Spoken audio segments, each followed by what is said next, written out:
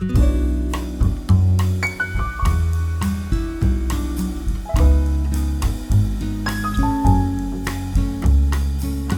a todos, a todas. Es para mí un placer estar aquí nuevamente entre ustedes, luego de las idas y venidas, los problemas recurrentes en nuestro país que hacen a ciertas intermitencias, pero tengo entendido que algunas de las cosas que venimos, contra las que venimos luchando, han comenzado a tener asidero, así que nos felicito por los pequeños logros que vamos realizando. Con respecto a lo nuestro, teniendo en cuenta que venimos alternando entre la Torá y la fenomenología, por un lado, em, recordar que el último encuentro será el 1 de julio, que recién lo charlaba con la administración, digamos, académica, la dirección académica del centro, que es en 3 miércoles, pues ahí termina el cuatrimestre nuestro, o sea que me quedan dos a mí y dos al maestro, cosa que lo hace, me parece algo muy bueno que sea equitativo. Pero bueno, quizás podemos hacer en la última clase una conclusión conjunta y por ahí lo hablábamos recién con Daniel, la posibilidad de darle una continuidad. Así que lo veremos y lo charlaremos en su momento, pero ya háganse a la idea de que continuaremos por lo menos hasta el 1 de julio y si Dios quiere, si acompañan los tiempos, podremos tener los 4 encuentros enteritos, digamos. Bien, en lo que a mí compete, lo último que veníamos trabajando dentro de esta, eh, digamos, digamos, visita resumida y acotada del trabajo fenomenológico de la filosofía de Manuel Levinas, nos tocaba entrar eh, un poco o más en profundidad a una lectura, no puedo decir pormenorizada, pero por lo menos el intento de pensar un poco qué es lo que ocurre en el trabajo mayor, quizás, o el culminante, que es Autrement qu'être o Au-delà de l'essence, que tiene que ver con el momento culmine, como decía recién, de lo que podemos llamar la reducción a la eticidad o la reducción ética de Levinas.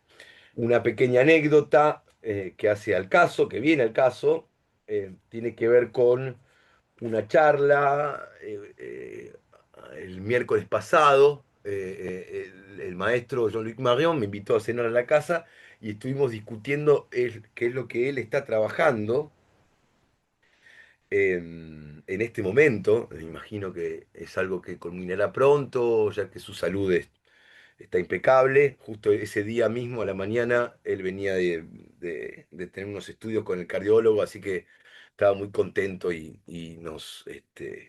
on se réjouit del hecho de que estaba todo bien, por ende que tenemos maestro para rato, así que yo imagino que como trabaja en esto saldrá pronto y tenía que ver con justamente un trabajo también podemos decir bastante cúlmine con respecto al trabajo que viene haciendo él en términos de su reducción a la donación, que lo ubica en una especie de retorno.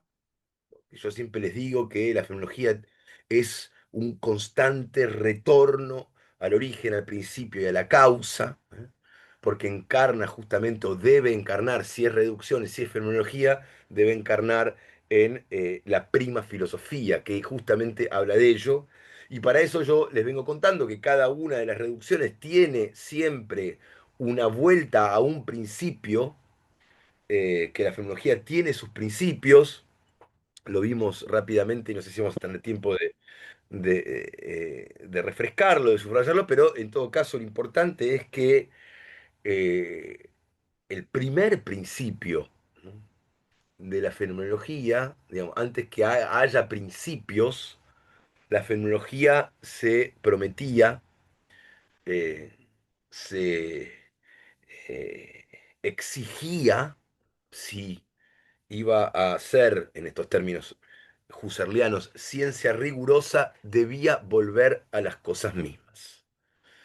Y lo que charlamos con Marion fue justamente que este último trabajo tiene que ver con esa vuelta a las cosas mismas y que él había encontrado que la manera de llegar, de volver a las cosas mismas, tenía que ver nuevamente con la alteridad, con el fenómeno que vemos nosotros aquí, que es el rostro del otro, y que él entendía, igual tuvimos una discusión al respecto, que duró un par de horitas, que tenía que ver justamente con el trabajo que hace Levinas, pero sobre todo con la ética, digamos, ¿no? Que él encontraba que la vía privilegiada para acceder a las cosas mismas, o choses mêmes, era a partir de la descripción del arribaje, de la aparición acontecial del rostro del otro. Por ende,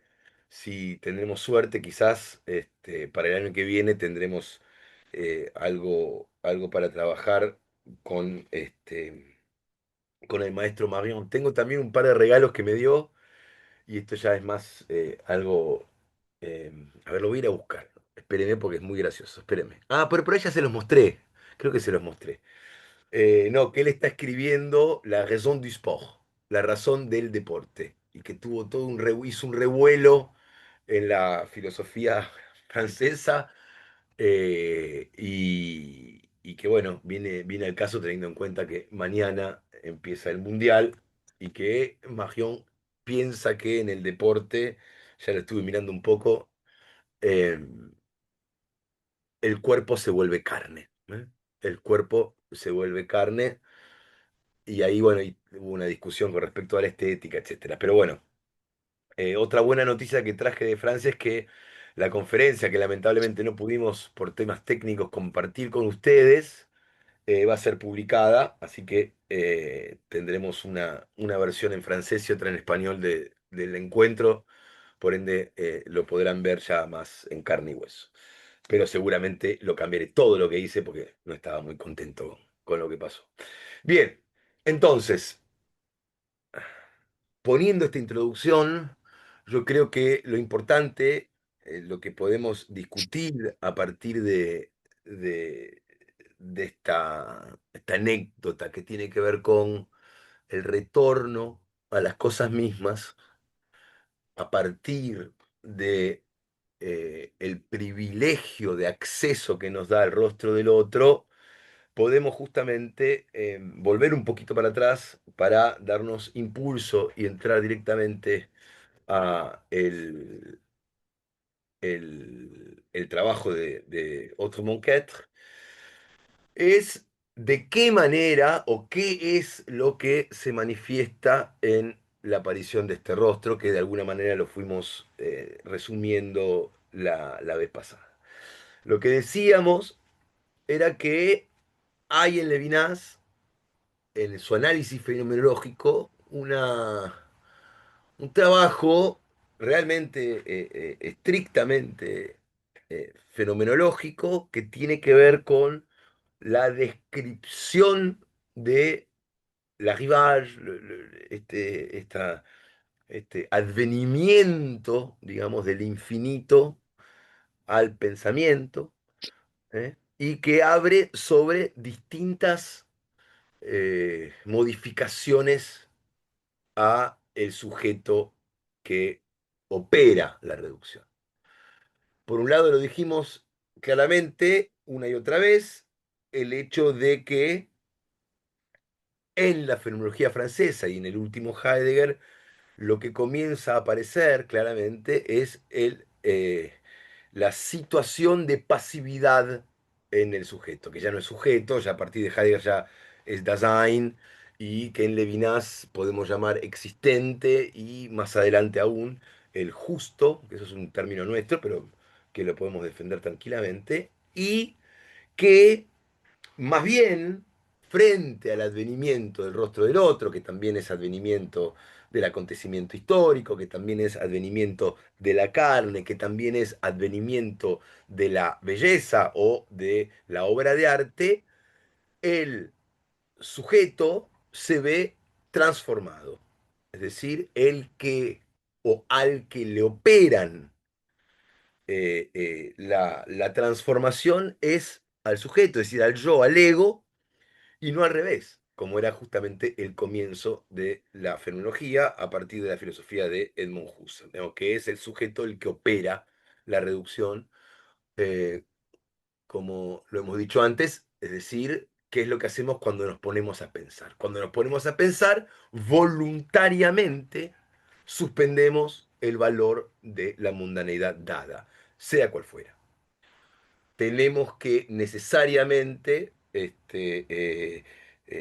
detener mm, todos los valores dentro del mundo para poder describir el advenimiento que ocurre frente al fenómeno dado, en el caso de Husserl, es el fenómeno de la conciencia o la objetividad de la conciencia, pero que con Heidegger la entrada en reducción es involuntaria, ya la pasividad se hace más patente y el mundo, esto lo hablamos en la conferencia y seguramente estará en el libro, el mundo a partir de su disfuncionamiento nos pone en reducción. Ya no es una decisión propia de decir, bueno, vamos a pensar el mundo, a ver de qué se trata, y para eso suspendemos, ponemos entre paréntesis todos los valores de la mundanidad dada, sino que es el mundo que nos entra en reducción y que a pesar nuestro, suspendemos el valor de la mundanidad dada en general. Esto ocurre en dos momentos. Primero, el disfuncionamiento, digamos, cuando algo se rompe en el sistema de remisiones. Y, en segundo lugar, en el fenómeno de la angustia, cuando todo, la totalidad de lo ente, se derrumba. ¿Mm? Se derrumba la totalidad del ente, tiene que ver con que lo que emerge, digamos, ya no es la mundicidad, diría Rivera, la mundicidad del ente en el mundo, que es lo que aparece cuando el mundo disfunciona, es decir, cuando el mundo falla, yo entiendo cómo se comporta el ente en la trama intramundana del funcionamiento del mundo. Es decir, el ente, su entidad, se manifiesta justamente como esa trama, como la trama, digamos, intramundana que Heidegger llama la Umsicht, digamos, ¿no? Lo entorno, el entorno de. Lo explico. Si yo voy a abrir la puerta, cosa que me pasa todo el tiempo en este estudio, abro la puerta y se sale la manija, porque está mal y no logro arreglarla, se sale la manija, en ese momento yo entiendo que estoy en el mundo, no por decisión propia, ¿no? Y veo cómo el mundo se ofrece a mí y entiendo cómo funciona el picaporte. ¿Cómo lo entiendo? Bueno, de una manera bastante, en mi caso, bastante concreta, y es que ese eh, eh, eh, mecanismo de entramado, ¿no? De remisión que opera el picaporte dentro del mundo tiene un entorno. ¿Eh? Es decir, en ese momento que entro en reducción, a pesar mío, me doy cuenta de que la manera de ser que tiene ese ente intramundano es la de remitir a otros. Esto lo probamos cada vez que falla el mundo, ¿eh? En nuestra cotidianidad, en nuestra llamada, en términos husserlianos, en la actitud natural. Cuando algo falla, salimos de la actitud natural y todos nos convertimos en fenomenólogos, ¿no? En la actitud filosófica, porque tenemos que restablecer el entramado, tenemos que restablecerlo. Entonces, a mí cuando me pasa que me quedo con el picaporte en la mano, debo ver cómo, eh, ya estoy con usted, Francisco, debo ver cómo se relaciona o se remiten, ¿eh? entre ellos los entes intramundanos. Entonces veo que de pronto en el picaporte hay un tornillo. Ah, pucha, entonces lo que no andaba era el tornillo. Entonces tengo que volver a buscar. ¿Qué hago para buscar el tornillo? Y bueno, todo lo que remite, el tornillo que remite, y a un destornillador. Entonces tengo que ir a buscar la caja de herramientas. Entonces, en todo ese entramado, yo estoy reponiendo la trama. Ese hecho, porque para Heidegger, y quizás voy un poco a la pregunta o lo que decía ahí Francisco, para Heidegger tiene que ver justamente con una manipulación. ¿Eh? Una manipulación porque se ofrece a la mano. Igual ahí voy a ir a la pregunta, lo voy a escuchar en detalle, pero entonces lo que yo tengo que hacer es restablecerlo a partir de mi mano. Porque para Heidegger se piensa con las manos. ¿Eh? O sea, esto es muy nietzscheano, yo lo vengo diciendo, ¿no? Heidegger es la línea nietzscheana de la fenomenología, ¿no? Nietzsche dice, el alma es el estómago. Entonces, en ese gesto del alma es el estómago, Nietzsche dice, bueno, hay que dejar de pensar el mundo y empezar a sentir el mundo. Bueno, o no digo empezar a sentir, sino entender que la realidad del mundo pasa por la voluntad de poder, es decir, nuestra capacidad. ¿Qué es la voluntad de poder? Y nuestra capacidad de pensar el mundo, de pensarlo con la panza. Bueno, lo mismo ocurre en Heidegger. Entonces, cuando yo veo que el mundo falló, me quedo con el picaporte en la mano y ahí comienzo a entender que hay un entramado, que ese entramado remite y que en el fondo la manera de ser del ente intramundano es esa remisión, es ese remitir a. Y lo entiendo, y con esto le doy la palabra a Francisco, entiendo que ese remitir es muy específico en un ente intramundano muy particular que justamente es el signo, que justamente su funcionalidad dentro del mundo es hacer mirar. ¿Mm? Es decir, entornar, remitir. Cuando usted mira, cuando está por doblar en el auto, tiene que doblar a la izquierda, a la derecha. Si usted ve una señal, usted no puede leerla solamente como una flecha en un cartel de metal. Usted tiene que verla como la capacidad que tiene ese ente intramundano de remitirlo. ¿Remitirlo a dónde? Y bueno, a un buen lugar donde me tengo que posicionar, es decir, doblar a la izquierda. Entonces, ese ente intramundano que él llama signo, tiene en sí la manera de ser del ente intramundano, la entidad del ente. Eso es lo que disfunciona cuando algo falla dentro del entramado intramundano. Lo que ocurre con la angustia es que es el mundo en cuanto tal que manifiesta su manera de ser. ¿Mm? Y esa es la gran diferencia ontológica entre el ente y el ser, porque ya no hay más ente. Entonces, en la primera puesta entre paréntesis, lo que vemos, lo que se descubre, lo que se ofrece a nosotros, es la manera de ser del ente intramundano. En la segunda epoge, lo que aparece, lo que se manifiesta, es la manera de ser que tiene el mundo en su totalidad y que remite necesariamente, en su ausencia, a la pregunta por el sentido del ser. Entonces es todo lo ente que desaparece y lo que aparece es la pregunta por el sentido del ser. Y lo que se manifiesta es la manera de ser del mundo en cuanto tal. Ya no la mundicidad, en términos de Rivera, es decir, cómo funciona el ente intramundano dentro del entramado, sino la manera de ser que tiene el mundo en cuanto tal, llamada, traducida por Rivera, la mundaneidad. La mundaneidad. Diga, Francisco.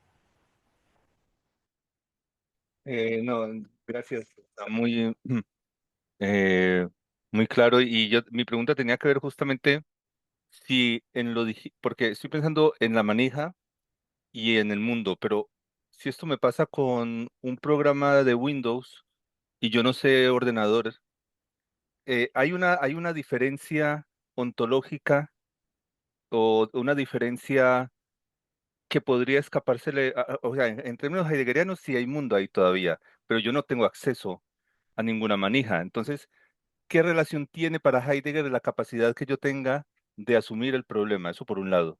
De todas formas, sí se abriría la angustia. Esto nos pasa todos los días cuando no hay conexión o cuando pasan cosas con el ordenador. Ahí sí hay una angustia. Y una angustia de modo, pues yo pienso, no lo he leído sinceramente, pero sé que va por ahí algunas cosas a Simondón o cosas de este estilo, ¿no? Un pensamiento de lo ontológico, por otro lado, que se abre que no tampoco me convence del todo, pero sí es verdad, sí reconozco que una manija no es un paquete, no es una, no sé, un programa digital, ¿no? No es WhatsApp cuando no funciona. ¿Mm? Sí, sí, sí, está clarísimo. Yo no creo que haya, justamente me regaló el maestro un libro que debe ser medio nuevo, no debe estar traducido, de Jean Viulac, que es diría, casi un chico de mi edad, poquito. Yo creo que lo he tenido como compañero de seminarios, que escribe algo así como la cuestión de la técnica desde Marx y Heidegger. Y él empieza haciendo un poco este planteo. Yo entiendo, pensándolo ahora con usted, pienso que hay una correlación necesaria entre la manera de ser de lo ente allí, y es decir, que de todos modos, aunque nosotros lo entendamos, mejor aún lo comprendamos, o no, no deja de ese ente remitir. Entonces, de todos modos, hay una remisión. Es decir, aunque sea, y esto pasa igual cuando pasa en el auto, todas esas cosas, digamos que ya se alejan un poco de nuestra capacidad. Y a ver, qué sé yo, mi hijo León tampoco es que puede agarrar una caja de herramientas. Ahora, eso no significa que ese ente intramundano no remita a otros y lo que se manifieste en esa entidad a partir de su disfuncionamiento no sea otra cosa que remitir, sino que significa que yo no lo entiendo. Y bueno, evidentemente, dentro de la complejidad del mundo y esta complejidad en particular, y habría que ver qué dice John Violac al respecto, sería interesante, y ya tendré el tiempo de leerlo. Habría que ver cómo eso habla de un mundo dentro del mundo, y ese mundo dentro del mundo, quizás de alguna manera, al no tener materialidad, digamos, quizás se comporte de otra manera. Yo creo que entre la cuestión de la técnica y este libro de John Viulac habría que ver hasta qué, porque claro, John Viulac avanza sobre lo digital, cosa que Heidegger no llega, sí lo técnico, pero quizás lo cibernético, digamos. Pero no creo que sea un problema con respecto a la primera epogea del mundo. Es decir, sí, hay un entramado que se derrumba, que se disloca, que disfunciona y por ende remite a un ente que tiene la función de remitir. Entonces, en ese sentido, uno agarra y se le da la computadora a un especialista y punto. Pero no deja de ser eso, y entiendo que no condice con el mundo de las cosas, porque bueno, porque son sistemas de remisiones más chiquitos o no, pero sí manifiestan el desvincularse de algún tipo de ente o sea, inframundano, ya no intramundano. Entiendo que eso ya no sería tan problemático. Ahora, ver cómo se comporta ese mundo, creo que es todo el desafío que tenemos frente a nosotros, y que que no sé si se está haciendo, digamos, no estoy con lo último en fenomenología, pero que habría que pensar con Heidegger específicamente, con Marx también, pero sobre todo con Heidegger, cómo se está manifestando este mundo ahora, ¿no? Qué tipo de mundaneidad tiene lo digital, y eso me parece interesante. La En este imagen, caso, en esta pregunta en particular, no sería un problema. Ahora, claro. yendo más, eh, yendo más en profundidad, no lo sé, porque no lo he estudiado, pero entiendo que sí hay una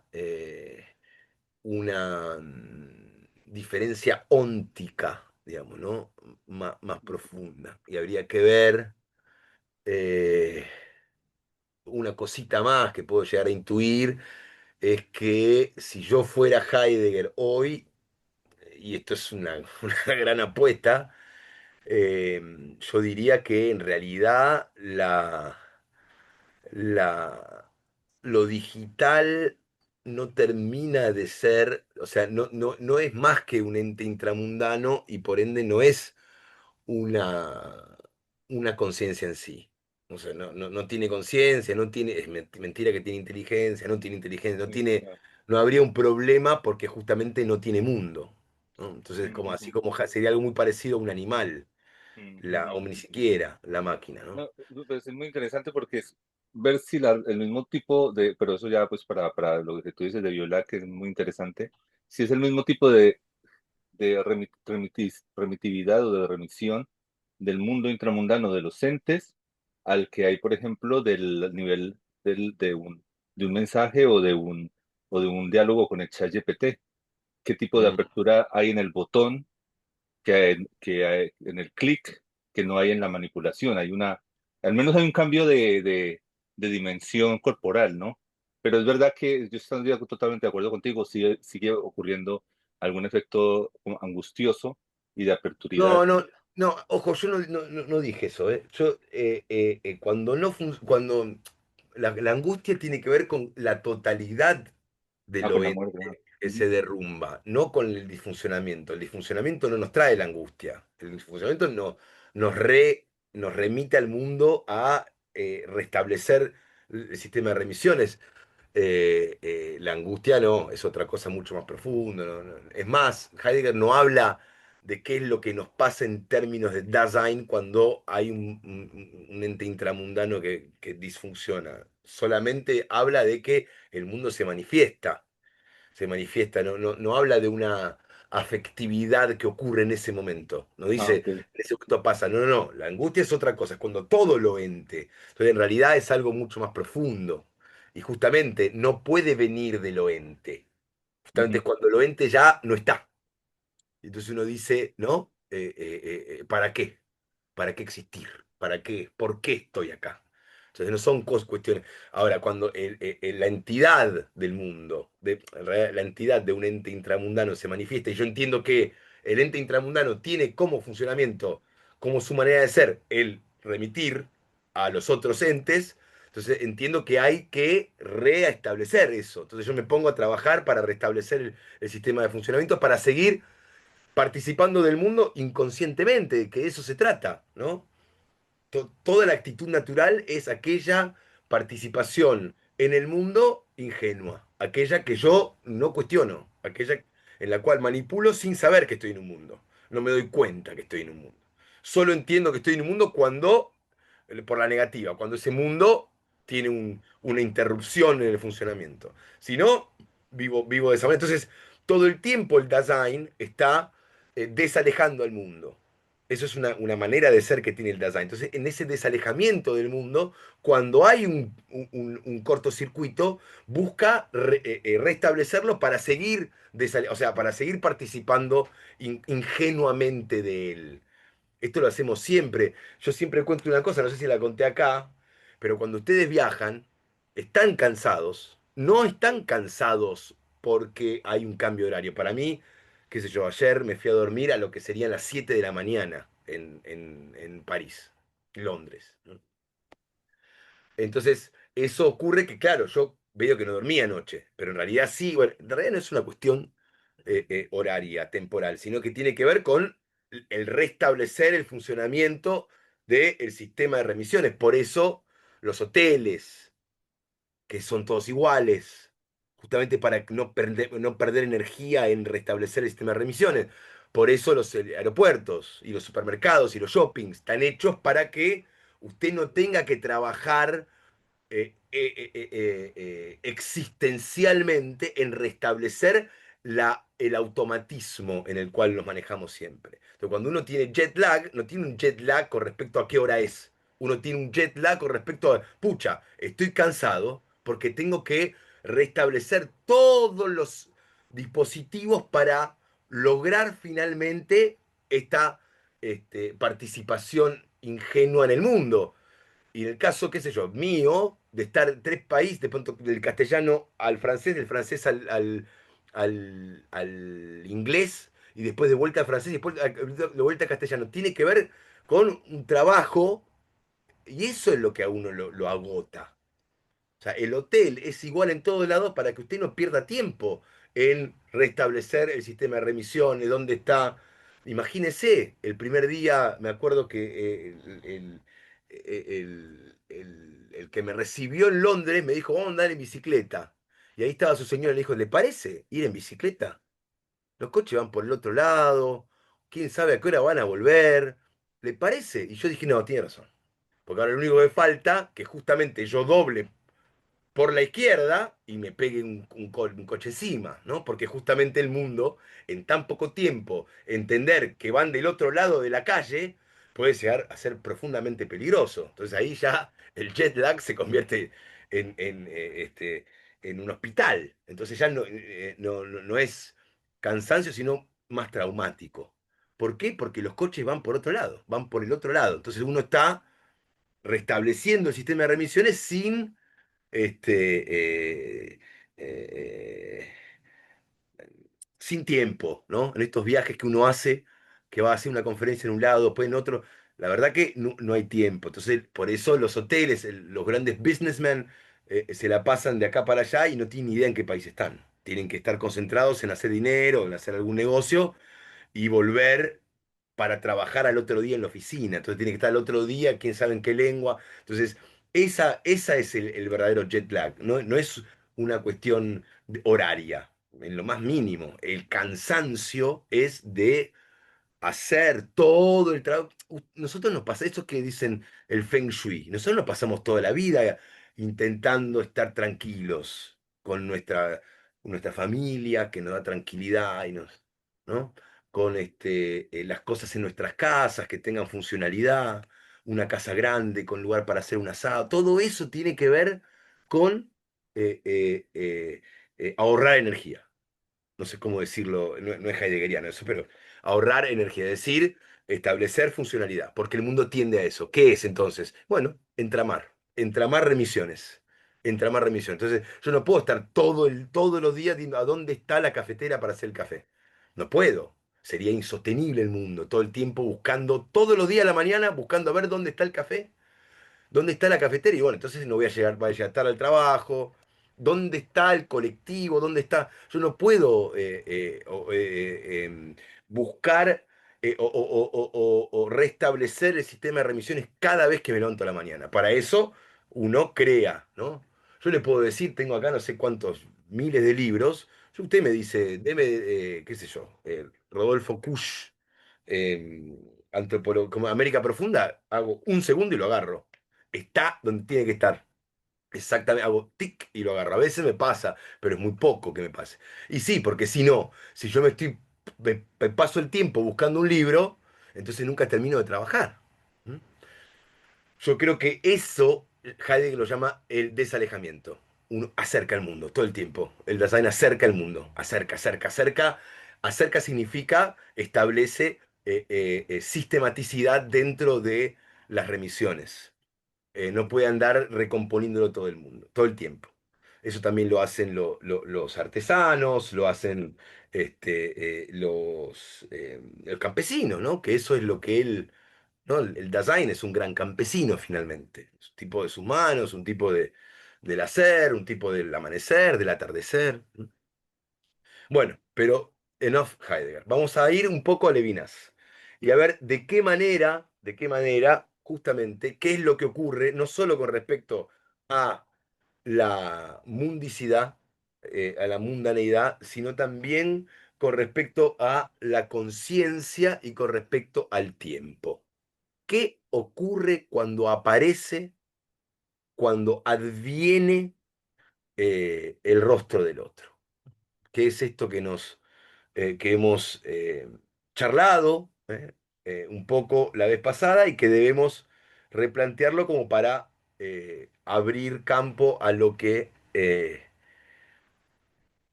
culmine, digamos, de alguna manera, al último texto fundamental de Heidegger, de Levinas. Bueno, lo que empieza, esto lo dijimos, lo que aparece inicialmente es en términos temporales, una anarquía y una diacronía, ¿no? Es decir, se manifiesta, y esto, por un lado, la cuestión anárquica en el rostro del otro es muy importante para la historia de la filosofía, en un sentido muy claro, y para la historia de la fenomenología en específico. La fenomenología, desde Husserl, buscaba un fundamento, o mejor aún, quizás necesite un fundamento.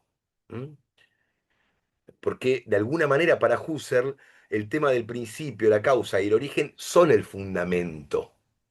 Entonces, si nosotros tenemos que restablecer un camino hacia las cosas mismas, a partir del fenómeno de la conciencia, necesariamente hay momentos que tenemos que detenernos. Tenemos que decir, bueno, vamos a empezar de acá.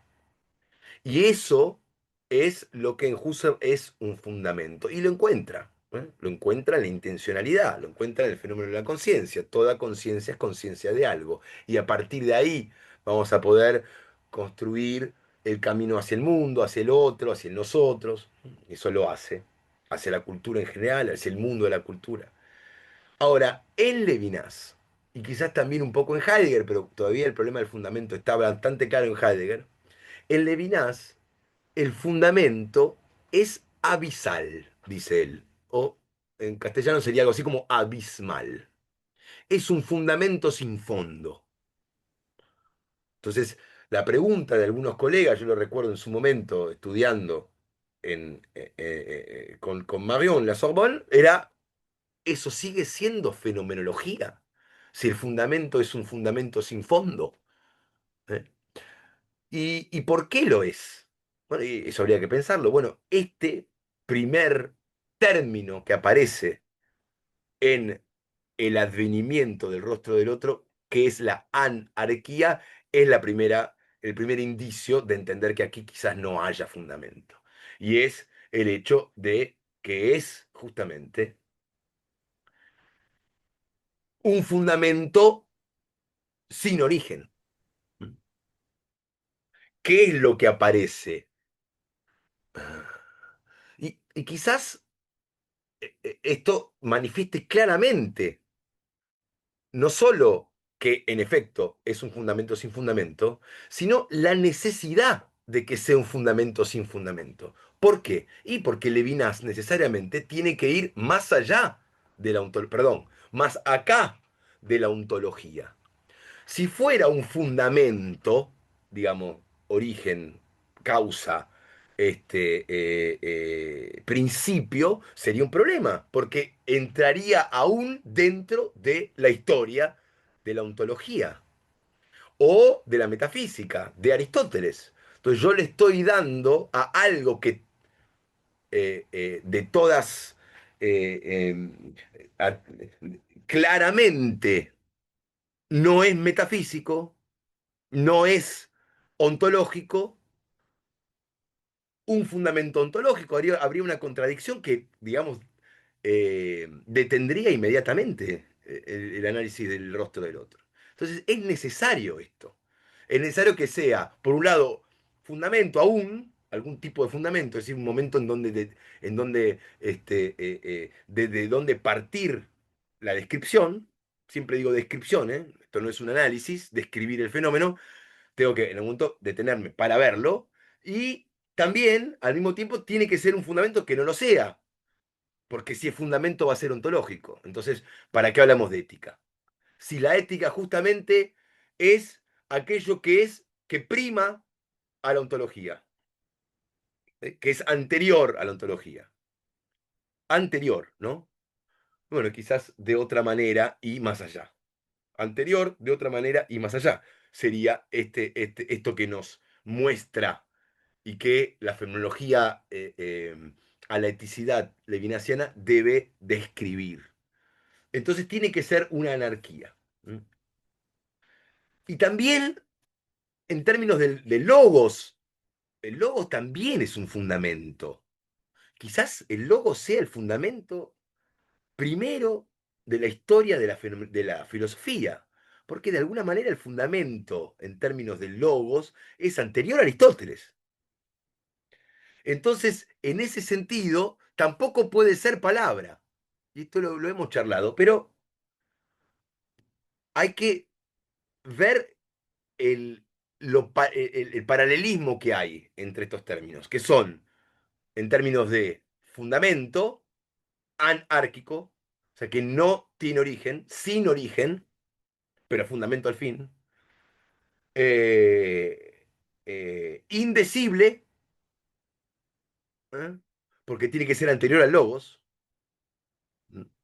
y diacrónico, porque tiene que ser de otra manera que tiempo, porque tiene que ser, y ahí seguramente el maestro remitirá de alguna manera a los análisis de la Torá de Levinas, bueno, es algo que abre a un tiempo inmemorial, a un tiempo de antes del tiempo. Eh, Eso sería quizás lo interesante a pensar en términos, entre comillas, teológicos en Levinas. Todas las características teológicas del rostro, ¿no? De qué manera y hasta qué punto ese advenimiento de la infinitud, ¿eh? Que viene al pensamiento se parece bastante a Dios, ¿no? No el rostro del otro, sino aquello que a partir de ahí aparece, o aquello que a partir de ahí dice algo que no se puede decir, que es el no matarás, por ejemplo. Ese llamado ético que viene, que se manifiesta a partir de la aparición fenomenológica del rostro del otro. Entonces, el tiempo y el lenguaje están, digamos, al igual que Heidegger, íntimamente relacionados. Por eso les hablo de estos tres términos: anarquía, diacronía y este, inmemorial, diacrónico, y indecible, anacrónico. Porque la palabra ética nos obliga a decir lo indecible. ¿Qué es lo indecible? Aquello que está por fuera de toda tematización. Toda tematización. Esa es gracias a que entramos en reducción. También, como en la fenomenología de Heidegger, entramos en reducción a pesar nuestro. El rostro del otro nos interpela y nos obliga. No hay entonces bueno, ahora me ocupo si tengo tiempo. No, no. Hay un llamado, digamos, eh, que nos obliga y que no puede ser tematizable. Insisto, esto es parte de la tercera epogé de la reducción ética. Yo lo explicaré al final, seguramente en 15 días. Pero lo importante es que no hay manera de tematizar. Si yo logro tematizar eso dicho, eso que está dicho en, qué sé yo, por ejemplo, hasta les diría en términos morales. O sea, la ética de Levinas no es la moral. La ética de Levinas es la manera de no ser que tiene el advenimiento del rostro del otro. Digo la manera de no ser porque, claro, necesariamente no puedo ni siquiera tematizar lo que está dicho o lo que allí se dice a partir de una descripción ontológica. Yo no puedo decir de qué manera es ese llamado, de qué manera aparece en términos ontológicos. No lo puedo tematizar de ninguna manera. Ni del entendimiento, como lo vimos en su momento a partir del fenómeno saturado de Marion, etcétera, ni físicos, o sea, todo está puesto entre paréntesis para entender qué es lo que aparece. Y cuando puse el mundo entre paréntesis, me doy cuenta que lo que aparece no es de este mundo, ¿no? porque no hay manera de traerlo. Y cualquier manera de traerlo al mundo es una manera de traicionarlo. Por eso no hay manera de, qué sé yo, uno cuando se ve una foto, no hay manera de decir ese soy yo. Porque justamente, de alguna manera, está detenido en algo plástico que, a no ser que sea una obra de arte, ¿no? Si es una foto carnet, ese no soy yo. Entonces, lo interesante de eso que dice Levinas, que es decir lo indecible fuera de toda tematización posible, tiene que ver justamente con que de alguna manera eso tampoco es palabra, porque también sería tematizarlo. Entonces, veamos cómo el fenómeno de la alteridad del otro que se manifiesta en su interpelación, en la interpelación del rostro, es lo que muestra, o sea, es lo que empuja todas las categorías, había así por haber. Y eso es una gran cosa que hace Levinas, sobre todo Levinas, a partir de Heidegger, y él lo dice, pero sobre todo Levinas, que nos da esa posibilidad de estirar las definiciones, las categorías, hasta el punto de quiebre. Porque a usted me va a decir, bueno, pero entonces, ¿qué me está diciendo? Todo esto no se puede decir, no se puede pensar, no se puede tematizar de ninguna manera. Pero entonces, ¿qué? ¿Sigue siendo algo? No, no solo que sigue siendo algo, sino que es lo más importante que hay. Es lo primero. Pero eso lo permite, y gracias a Levinas, insisto, a partir de Heidegger, lo que le ha dado mucha fuerza a la fenomenología, porque lo que lo hace posible, todo lo que ocurre en fenomenología, lo hace posible la reducción. La reducción es la que permite estirar estas categorías hasta que casi se quiebren, ¿no? Eh, pero bueno, veamos cómo entonces, cómo aparece.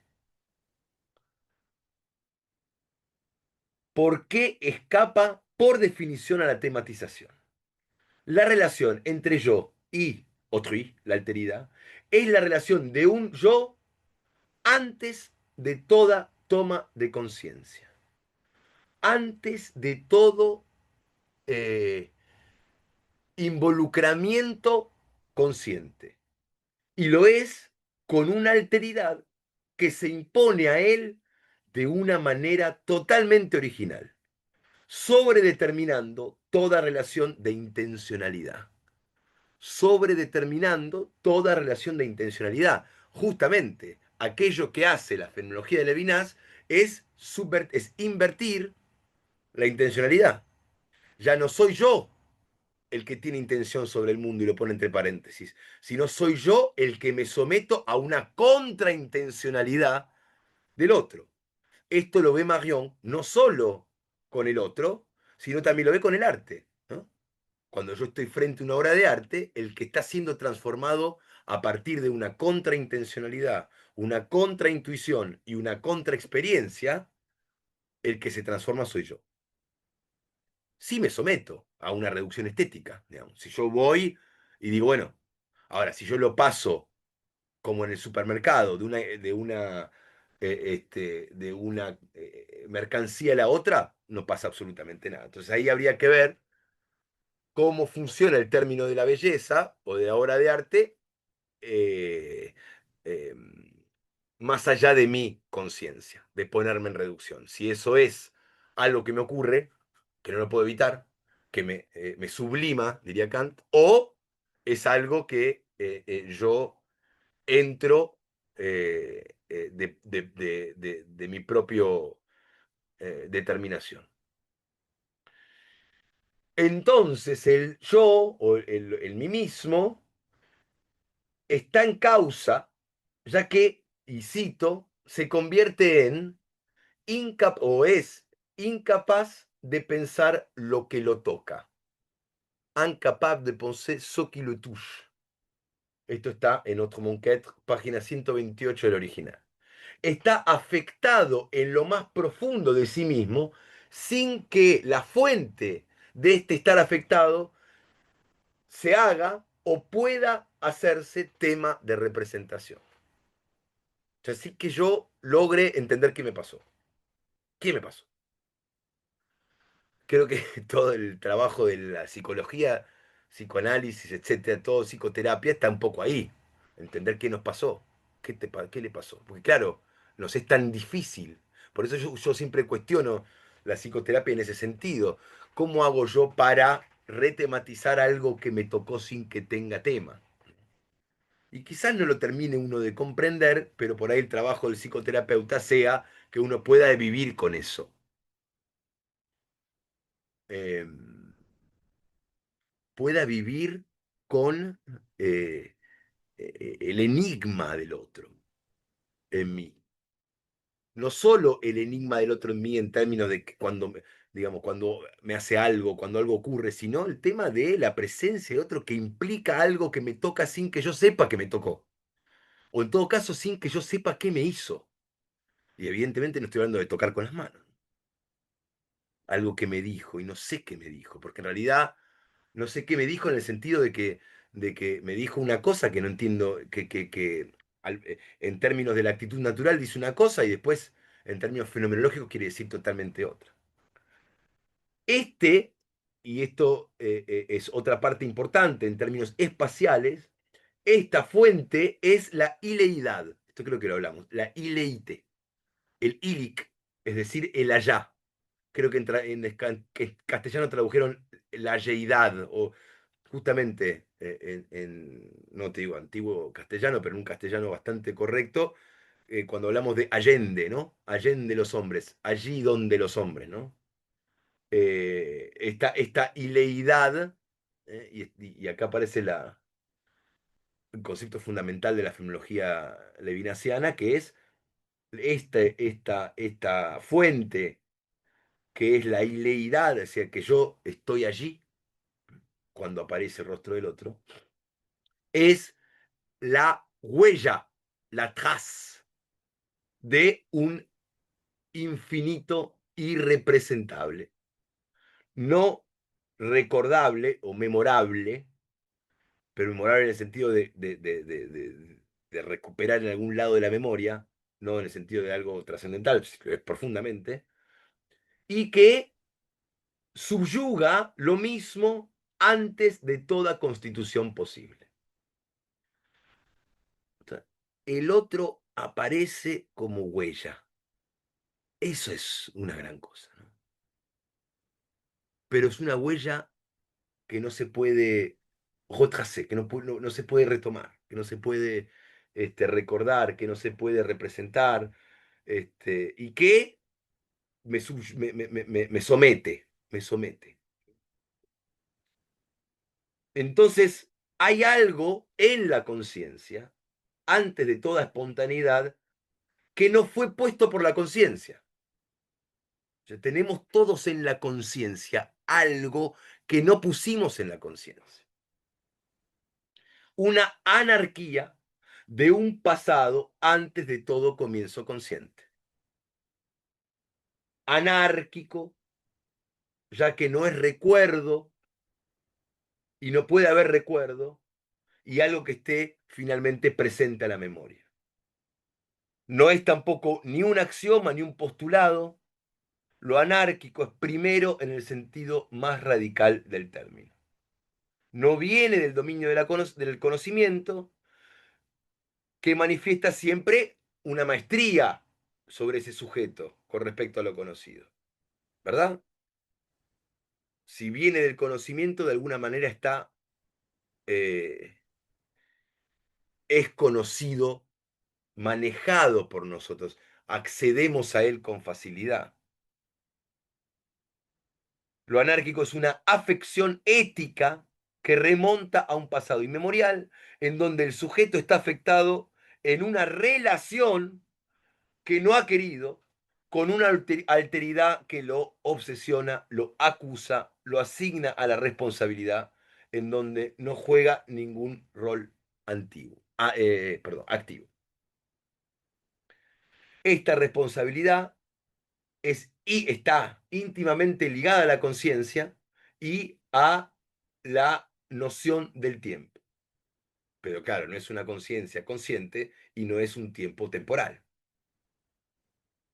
Es decir, no está sumido en un tiempo ordinario, que puede empezar en un comienzo de las acciones, en donde la iniciativa pertenece al yo de la, de la existencia económica. No, lógico. En la reducción ética hay que salir hasta de la analítica existencial del Dasein y encontrar el tiempo de la responsabilidad más allá del presente y más allá de toda representación vulgar del tiempo.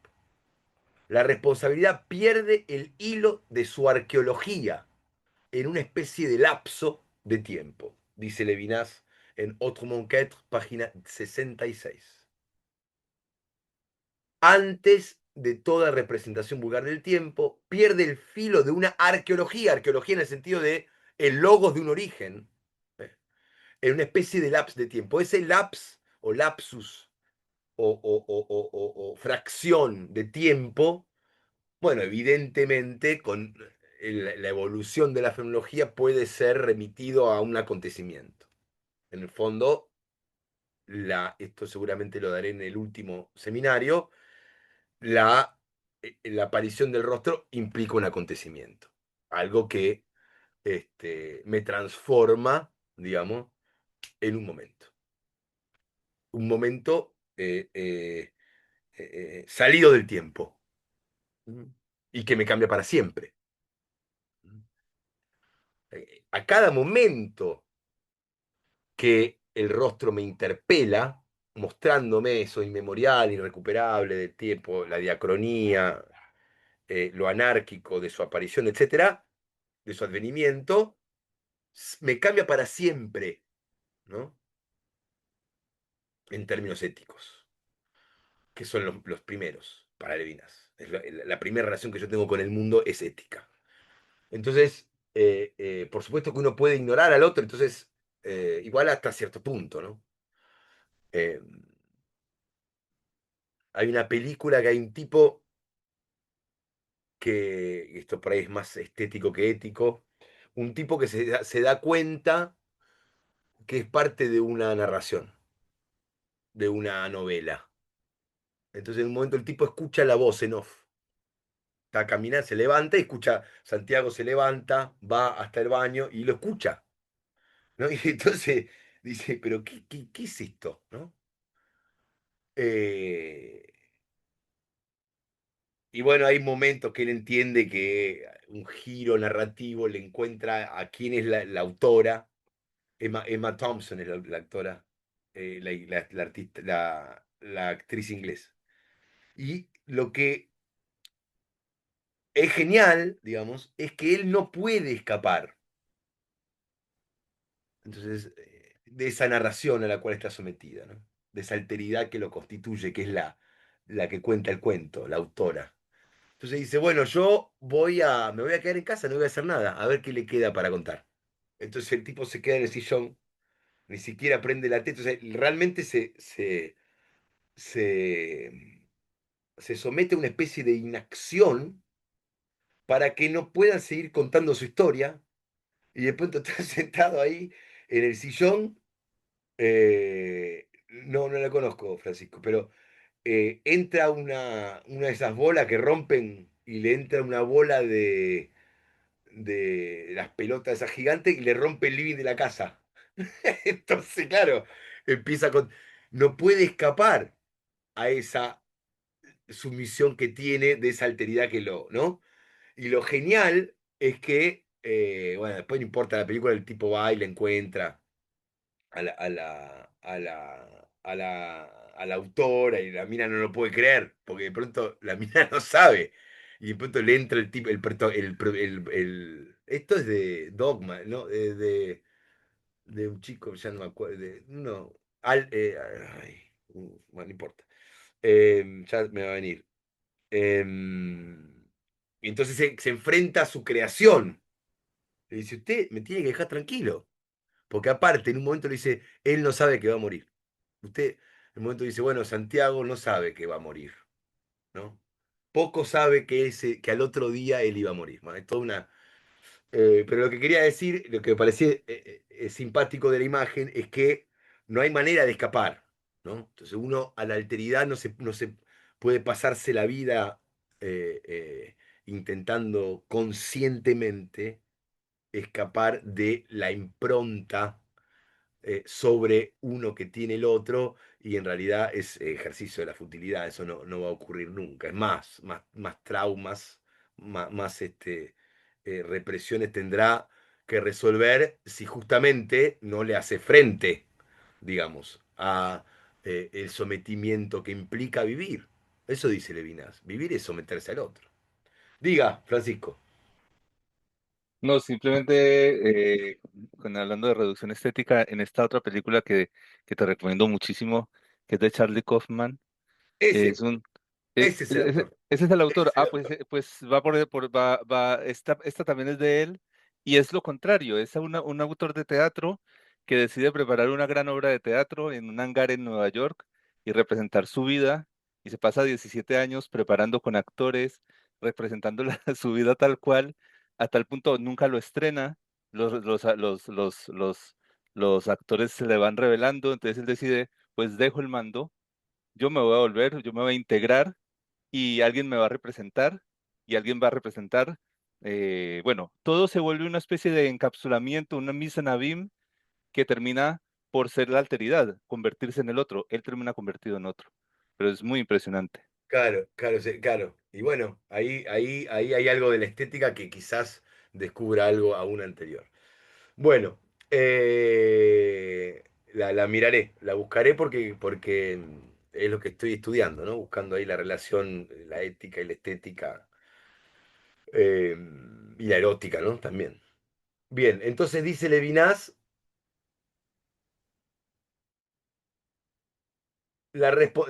Ok, que es este lapso del tiempo, antes de la libertad.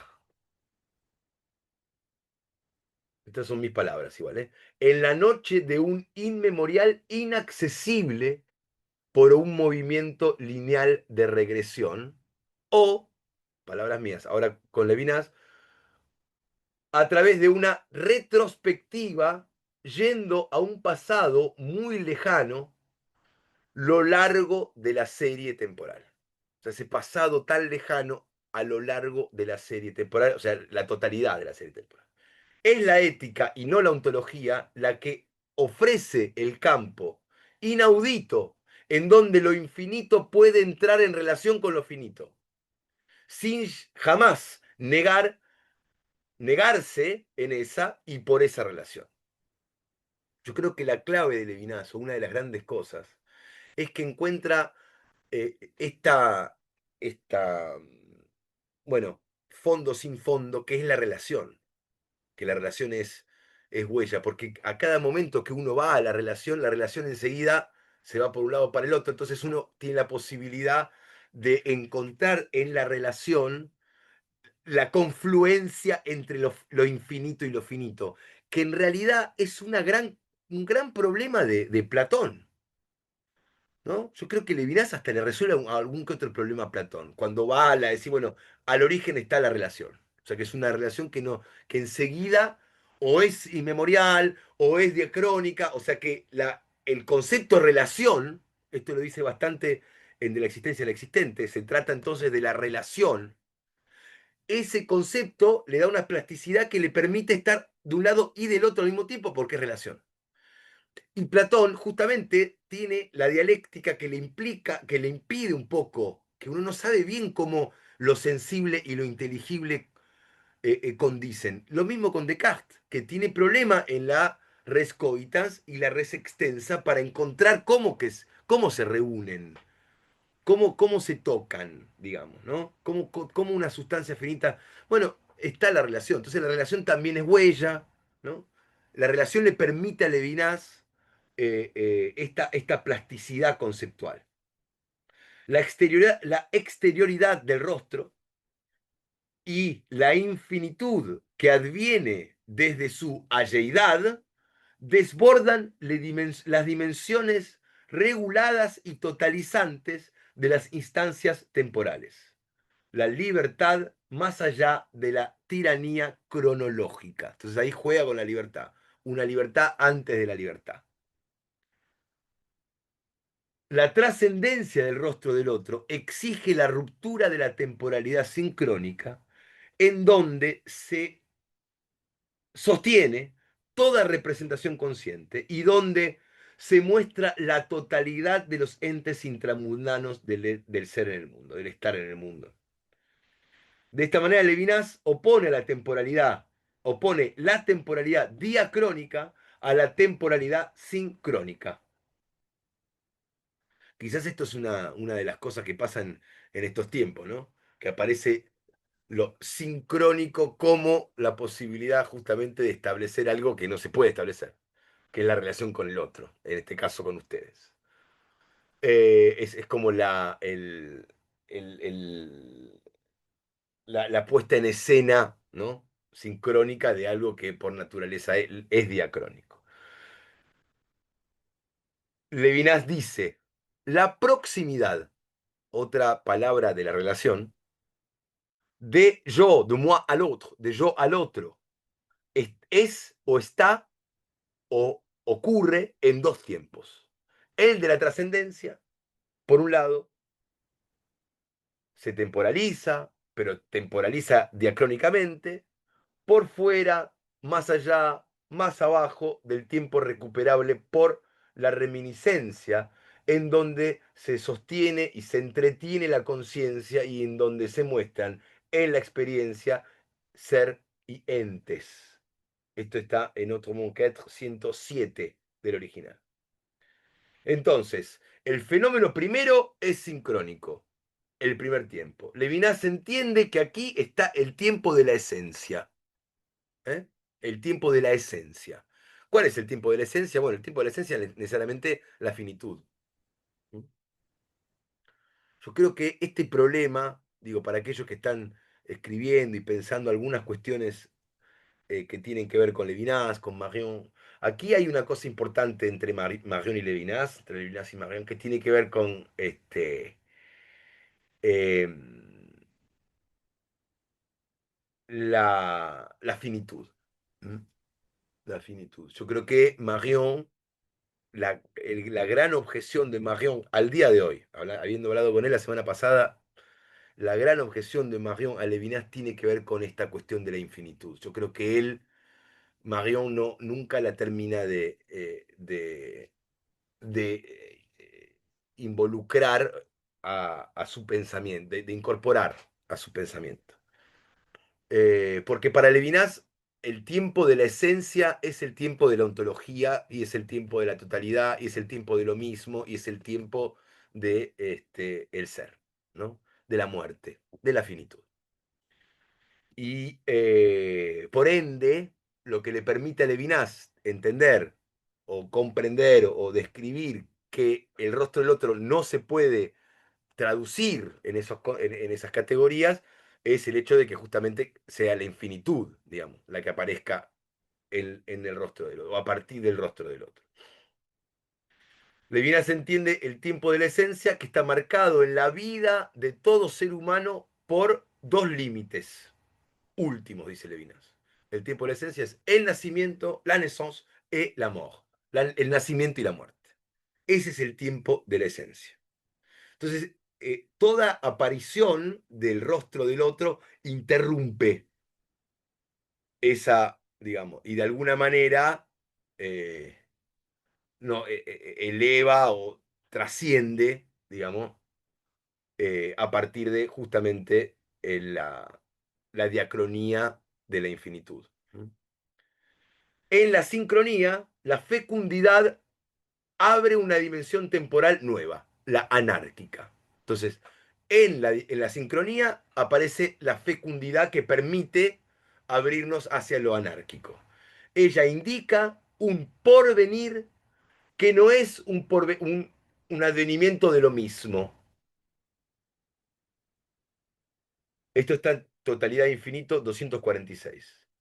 Sino que pone en relación con el porvenir absoluto. O, y lo dice en otro Monquet 251, un tiempo infinito. Es el tiempo infinito. ¿Eh? El tiempo infinito.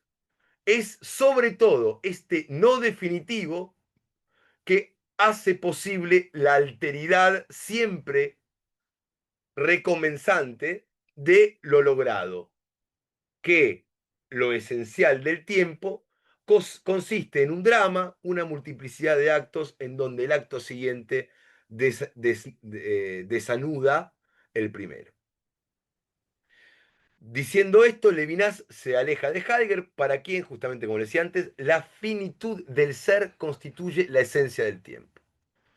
Habría que examinar justamente la distancia con respecto a esto, yo lo pongo en cuestión y habría que charlarlo, ¿no? Porque para Levinas lo infinito de la temporalidad ética no sería la temporalidad vulgar del Dasein impropio, acuérdense, del Das Man, ahí hay un infinito, ahí hay un universal, ahí hay algo indeterminado, ¿no? Sino que sería más bien, esa sería una sucesión indistinta de ahora, sin nadie, sino que el infinito es el porvenir de la posibilidad. ¿Mm? Que no abre una dimensión intangible, sino al contrario, es la tangibilidad misma que se abre con el tiempo de la finitud asumido, la carne del tiempo. No quiero meterme en esto porque es un lío, eh, pero lo pongo en cuestión, ¿no? Es decir, cómo entra el infinito que aparece a partir del rostro del otro en nuestra finitud y cómo la finitud es la sincronía del tiempo de la esencia desde el nacimiento hasta la muerte. ¿Eh? Y si en efecto eso es así, es una cosa a determinar. Para Levinas, el justo, como le digo yo, no es según sus posibilidades, según su finalidad, según su autenticidad, sino, todos términos heideggerianos, sino la interpelación de un pasado inmemorial es lo que lo hace o que lo obliga, que ya no es finalidad, finitud, para la muerte, sino más bien según un origen anárquico para el otro de antes del origen. ¿Cómo aparece entonces el más allá de la esencia?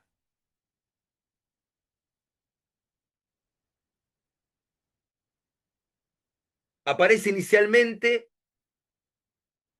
justamente porque algo que está más allá de la esencia estaría de alguna manera más allá del nacimiento y la muerte, del tiempo de la esencia. Esa es la palabra que aparece en el texto. En donde un pasado no es recuperable por la reminiscencia, ya que es inconmensurable con el presente, y justamente aquí aparece la noción de diacronía.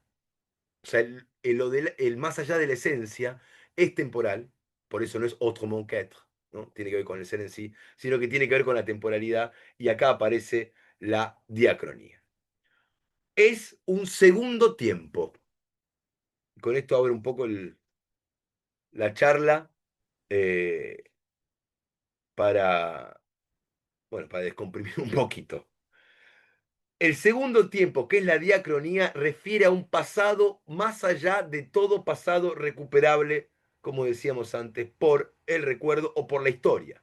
Un pasado inmemorial, irrepresentable, en la medida en donde se trata de un pasado bastante particular, un pasado que no requiere del presente de la esencia y de las posibilidades que ofrece la tematización y la conciencia.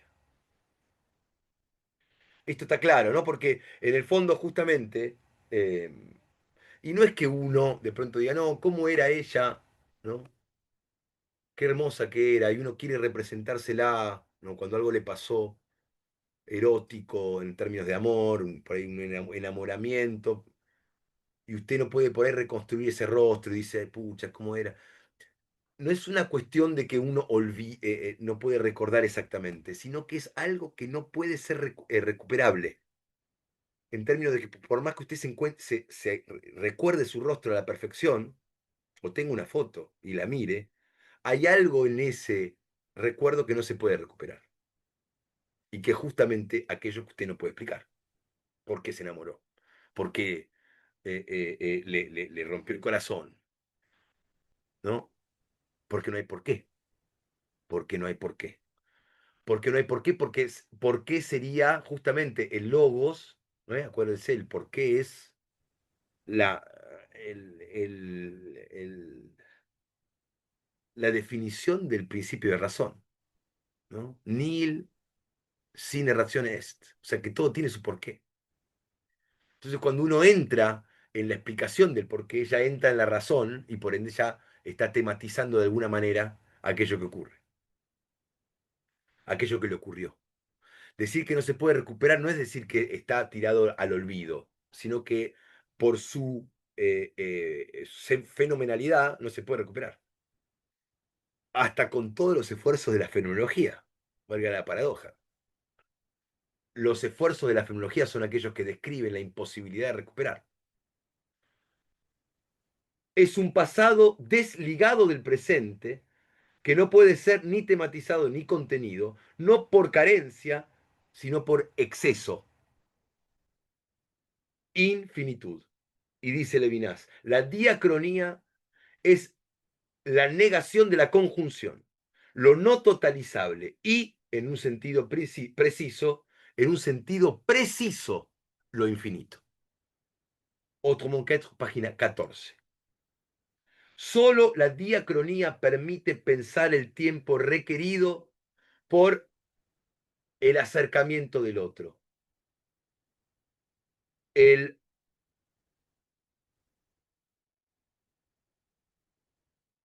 intervalo infinito, que es una relación absoluta, que une la subjetividad al rostro. El rostro llena el contenido de la pregunta. La infinitud interllama, interrapel, es un juego medio sonso con la palabra, inter, lo intra, lo entre, eh, llamado, un entrellamado, del destino del ser ahí para responder de lo inmemorial. Y acá aparece el lugar de la ipseidad que está allá, ¿no? Lo que yo soy, yo está allá. Que ya no es aquí, sino que es la obligación de ser o convertirse en rehén de lo muy alto, très haut, allí. Lo très haut là-bas. Y acá, y esto digo lo último, y lo dejamos para cerrar, porque es la parte, creo que más nos va a llevar a pensar con el maestro Daniel, el tema de, eh, eh, bueno, la palabra, ¿no? El predecir original, que es justamente la manera de aparecer, ¿no? Que es un decir sin dicho, un dire sans dit. Es la palabra, lo dicho, de un orden que vendrá de este tiempo de antes del origen, de antes del comienzo. Esta orden viene del rostro que se manifiesta en una epifanía que inquieta mi quietud y me desplaza hacia un dicho que llora lo apátrido y la miseria del otro. Este dicho o esto dicho será el eco de un decir preoriginal, anárquico, que me ordena, en el sentido de que me da desde afuera, ordon, al prójimo, que me asigna a una responsabilidad irrecusable. Es un tiempo que no puedo recuperar ni recubrir, un decir que solo me puede llegar a través del rostro, que insinúa y me ordena a la alteridad. Antes de todo involucramiento de mi parte, algo ya concluido aparece en mi relación al otro y me responsabiliza. Estoy imputado a mi pesar. De esta manera se designa la estructura metaontológica y metalógica de la anarquía. Señala un más allá de la esencia que deshace el discurso, lo dicho, y se deja absorber por la esencia, que se deja absorber por la esencia y por el saber. Entonces, lo que aparece aquí, finalmente, y esto se podía hasta anticipar desde que nos empezamos a ver hasta el comienzo del curso de hoy, es que finalmente, acuérdense de la objeción de Marion. ¿Cuál es el problema de Levinas? El problema de Levinas es que invierte la diferencia ontológica. Acuérdense, la diferencia ontológica, como decía Francisco, es el momento de la angustia que la manifiesta y que yo entiendo que soy eh, eh, la diferencia que me constituye, es decir, el hecho de que hay algo que está más allá, que me, digamos, ¿no? Que me hace. La angustia es el momento en el cual yo me doy cuenta de eso y que hago la pregunta en el sentido de ese ser. Que digo, bueno, ¿eso qué es? ¿Y qué sentido tiene? ¿Y por qué? Etcétera. ¿No? La angustia abre la segunda epogé hacia la pregunta por el sentido del ser, que es el comienzo de Sein und Sein. Comienzo. Todo lo que se manifiesta finalmente, el gran resultado de ese parágrafo 40 de Sein und Sein es la diferencia ontológica. Y la diferencia ontológica, justamente, de alguna manera, es el origen de la pregunta. Que yo pregunto o respondo a un llamado del ser, a la profundidad. Bien, entonces, en el reino del ser, por la posibilidad, frente al derrumbe de lo ente, puedo hacer la pregunta. Que en el fondo abre la posibilidad de que mi vida sea una pregunta. Por eso vamos a la filosofía. Ahora, Mario le dice, bueno, pero escúcheme, este fenómeno de autrui, del otro, lo único que está haciendo es invertir la diferencia ontológica, ya no privilegiando al ser, sino a un ente, ¿no? Privilegiando un ente, es decir, el otro. Entonces usted todo lo que hizo, usted no salió de la ontología. Usted lo único que hizo es invertirla. Entonces Levinas le dice, tiene razón. Pero en el prefacio de la segunda edición de La existencia del existente, que es una de las primeras cosas que charla. Pero, le dice Levinas, escúcheme una cosa, usted no me leyó lo que va de totalidad a infinito a otro Monquet, que es lo que venimos charlando nosotros. Bueno, finalmente este es el momento cúlmine en el cual Levinas logra ir más allá de la diferencia ontológica. Es decir, cuando aparece el predecir original. Porque ese predecir original no es eh, eh, recuperable por la tematización ontológica. Entonces, lo que sostiene toda la filosofía de Levinas es este momento. Hay una palabra que no es palabra, pero verbo, pero que no es ser, que aparece como orden, mandato en la interpelación del rostro del otro, que ya no es ni, ni ente ni ser, que está más allá de lo ente. Es el predecir original, prédire originel, no originaire, ¿no? No originario, sino original, es decir, que da origen. ¿Mm?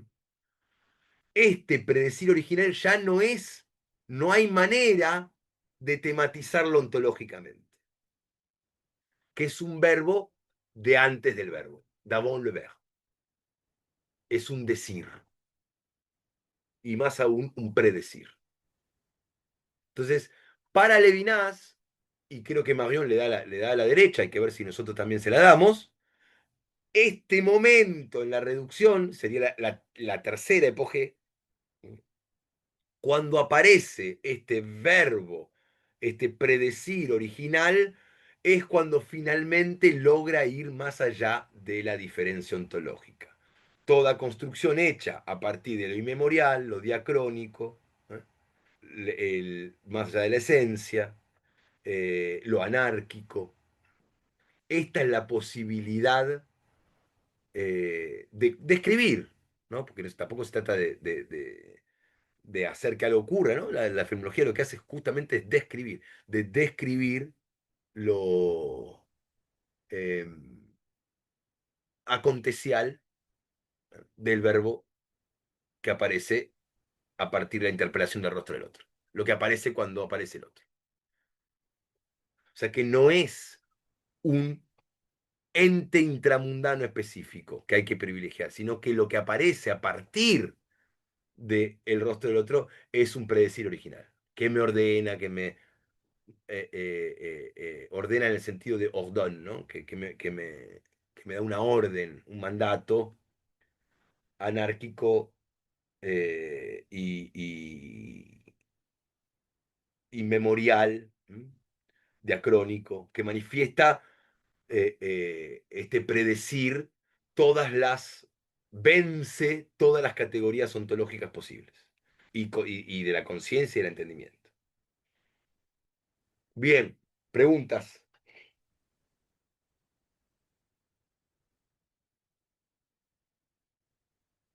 Los maté. A Yo lo ver, vi. A ver. eh, puedo, si no hay preguntas, me tiro. Eh, a ver, dos cosas. En principio, eh, hay un texto que vale la pena que lo lean. Yo lo vengo leyendo así eh, temporalmente cada 2 años, que lo leo desde hace 20 más o menos 30 años, qué sé yo, una cosa así, que es un texto de Oscar del Barco, que Oscar del Barco era un filósofo cordobés, de Córdoba, Argentina, no de Córdoba, España, ¿sí? Que él participó de los movimientos, ¿sí? Los movimientos guerrilleros, etcétera, etcétera, y en un cierto arrepentimiento después del análisis de mucho tiempo, eh, de mucho tiempo de lo acontecido, ¿sí?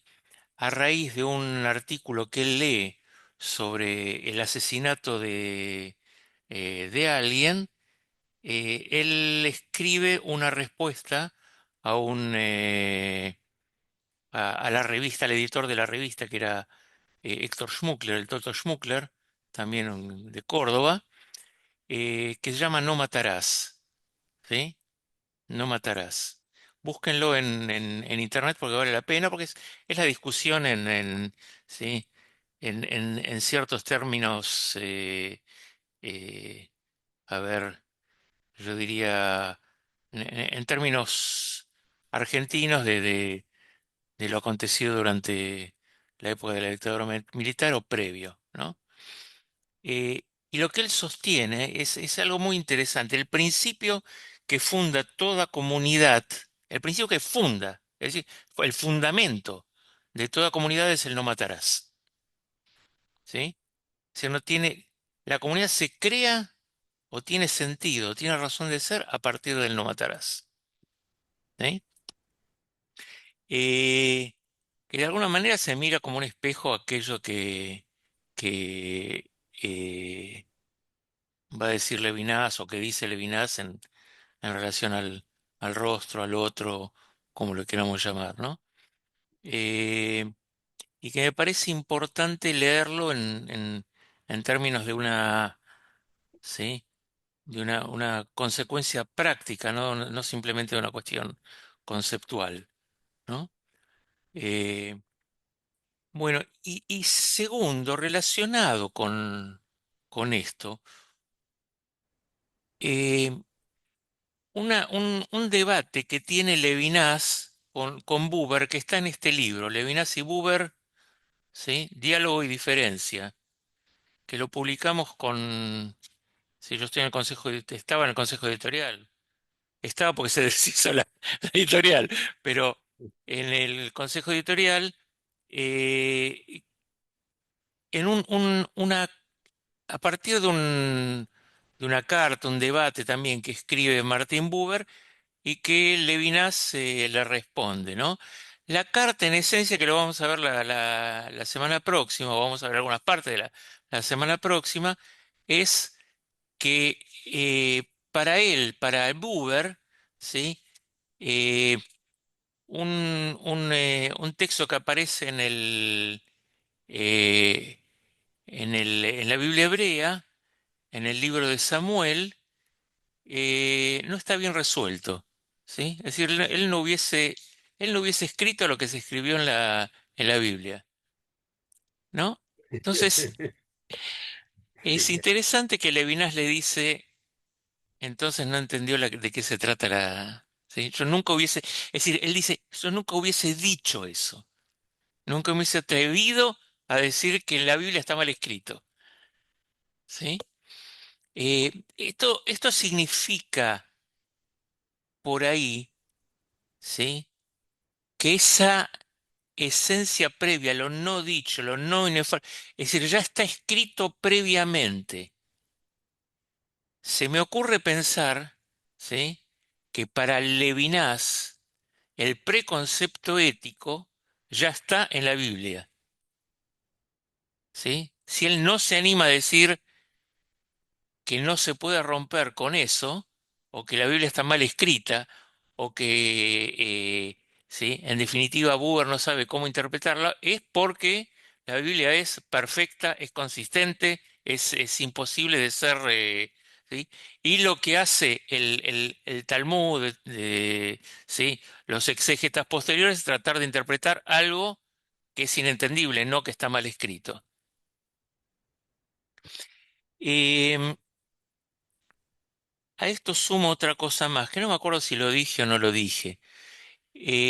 Borges en una de sus conferencias, ¿sí? Me parece que una conferencia sobre la Kabbalah, hay un librito, ¿sí? También muy sustancioso de Borges, que son 7 noches, se llama, que son 7 conferencias que él dio, eh, una serie de temas, una de ellas es sobre la Kabbalah, pero ahí dice que el Corán, y que esto puede ser tomado exactamente lo mismo en ese sentido que Levinas con la Biblia. El, el Corán existe antes del idioma árabe. Es decir, el escrito del Corán, ¿sí? Ya existe antes de la existencia del idioma. Es decir, hay un, hay algo, yo diría, inefable, ¿sí? Hay algo indecible que después se transforma en decible. Pero el indecible es anterior a, ¿sí? Ahí yo diría que también esta cuestión de ni siquiera el rostro, porque el rostro es decible, ni siquiera el rostro es la esencia, es la ¿sí? La prefilosofía, como vos decías, ¿sí? Ni siquiera el rostro, hay algo antes de eso, ¿sí? Que ni siquiera la palabra lo puede abarcar. Eh, y que me parece que por ahí puede ser que vaya la cosa, ¿no? Entonces, si les parece bien, semana que viene vamos a tomar un poco de esto de de las cartas de Levinas y Martin Buber, para después meternos en un poco del Talmud y en algunas cosas algunas interpretaciones que él, por lo menos, eh, alguna interpretación que él hace sobre un texto talmúdico en una de sus lecturas, en una de sus clases. Eh, bueno, y por ahora no se me ocurre nada más, ¿no? Eh, no se me ocurre nada más que agradecerte, porque la verdad que es muy, muy inspirador, son muy inspiradores estos encuentros, ¿no? Lo mismo digo, maestro, lo mismo digo. Entonces, quedamos así para el miércoles que viene, sabiendo que después quedarán dos más, quedará uno mío. Como yo empecé, cierra el maestro Daniel Goldman. Y muchas gracias a todos por estar acá a través del tiempo, en tiempos de nihilismo, sobre todo. Muchas gracias. A ustedes. Bueno, Hasta muchas el miércoles. gracias. Hasta la próxima. Chao, Matías. Hasta luego.